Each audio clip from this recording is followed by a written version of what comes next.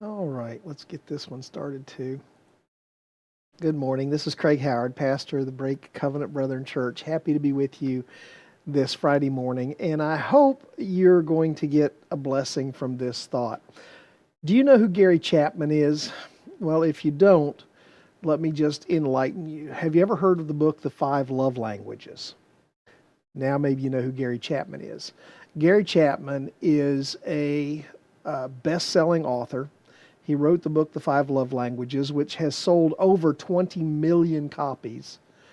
And yet, when he goes on interviews, he doesn't realize that he has become a famous person, that over 20 million people have read his works, and that he's impacted literally dozens of lives. I use his material from the Five Love Languages when I do marriage counseling.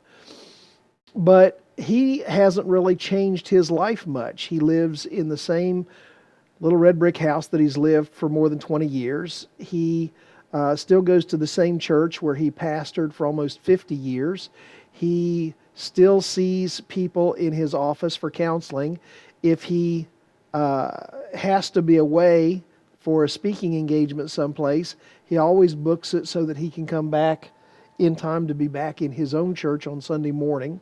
He still stands back at the back door, at least he did. He retired in 2021, but he still stood back at the door greeting people as they entered or left.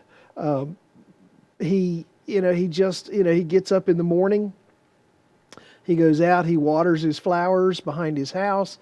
As he does his morning calisthenics, he goes through his prayer routine with his calisthenics. He doesn't take on the air of somebody who's famous. He doesn't say, look at what I've done. Look at what I've accomplished. Look at the difference that I've made in so many people's lives. He doesn't go around saying, look at me, look at me, look at me. That's significant. That's something that I think many of us need to understand really takes on the mind of Christ, really makes up the mind of Christ. You know, the Bible says over in James chapter 4, verse 10, humble yourselves before the Lord, and He will lift you up. Not tell everybody, look at what I've done so that I can promote myself and I can be lifted up and I can receive all this grace and all these blessings and all this kind of stuff. Humble yourself before the Lord. Humility is not a real important part of everyday life in the United States. People don't see humility as a regular part of life. People tend to say, I got to get all I can get. I got to be all I can be. I've got to put myself forward. I've got to toot my own horn, because if I don't, nobody else will. And yet, very few of those people really make a mark in the world. And the ones that do, a lot of people don't want to be around them because they're arrogant and, they're boastful. One of the things that I used to like, one of the things that is the criteria for me to decide whether I like a football quarterback or a basketball player or something like that, is not just how well they play, but what is their attitude in their interviews after the game. If they're blowing their own horn, if they're talking about how great they are, if they're bragging on themselves, if they're acting arrogant, I just really don't care how good a player they are. I don't care much for them. The ones that I like are the ones that are out there winning the Walter Payton Award every year for serving their community and making a difference in people's lives and humbly lifting up the people around them.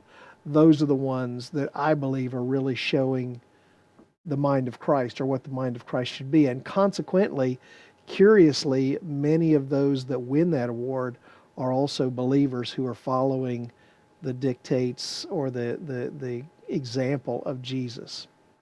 Well, something to think about. Humble yourself, and He will lift you up. This is Craig Howard. I hope you have a wonderful day today, and Lord willing, if you're watching this, I'll see you on Monday. Otherwise, God bless. And Mom and Dad, if you're watching, I love you.